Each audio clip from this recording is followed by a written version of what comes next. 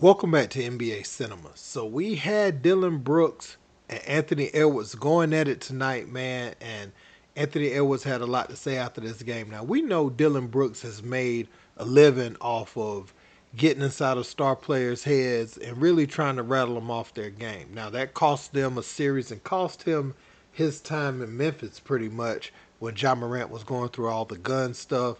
He was doing a lot of talking, and LeBron and the Lakers put him out in the first round, or put them out in the first round, sent them home, and they had a higher seed. And ever since then, the Grizzlies hasn't really been the same. They're having a good season this year, but this is the first sign of life they've shown in some time.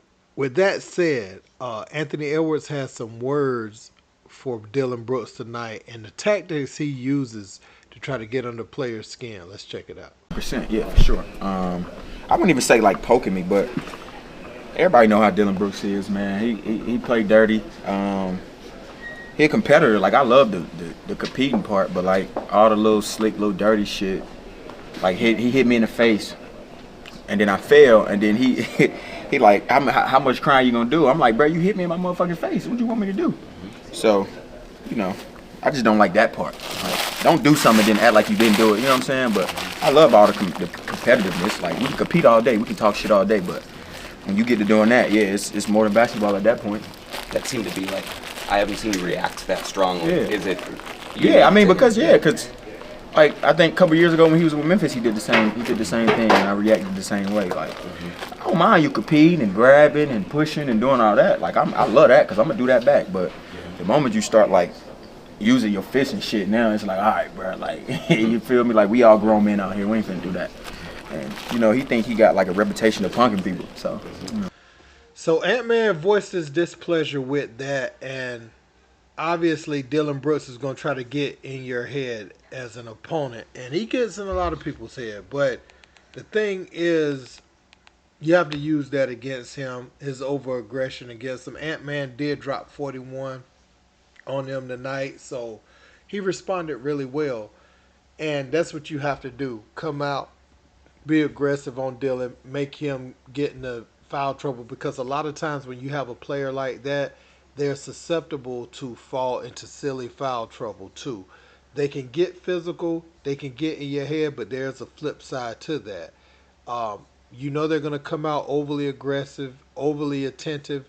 Sometimes you can get a backdoor cut on those guys because of the overplay.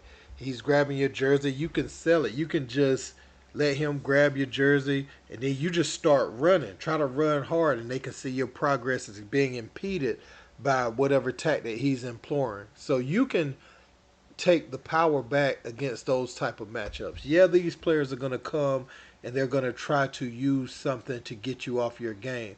However, they are playing dirty, so you have to figure out how to sell the call.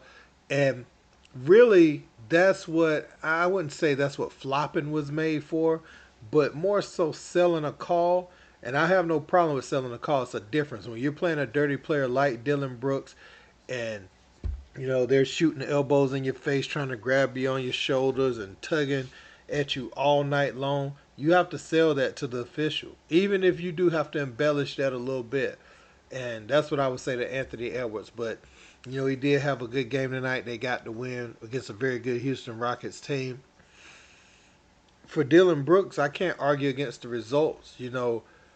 As far as that franchise, they brought in players like him to kind of turn around the culture over there. And what you can see visibly is that the winds are changing. And I ain't attributing that all to Dillon Brooks.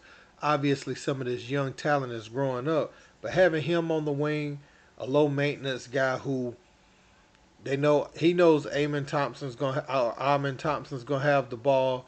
Um, you have Van Vliet when he's playing, but um, all those young guards, Jalen Green, you got Sengun. He's not going to be a focal point of the offense. And finding guys that contribute in other ways, uh, like Dillon Brooks, is paramount for team success. And so he's going to draw the assignment of the biggest, most athletic, physical wing on the opposing team every night. And so to have a guy who embraces that role is a good thing. One thing Brooks can't do is allow these type of antics though to get him in trouble. It looks like Houston's gonna make the postseason. You can't be missing games or getting baited into this type of stuff. Yes, you are to frustrate players, but you can't be getting into little mix-ups like this and end up getting suspended out the game, in my opinion. But I want to know what you guys think in the comments about Dillon Brooks and the tactics he implores to try to stop the opposing team's best wings night in and night out. Don't forget to like, share, and subscribe. Till next time, peace.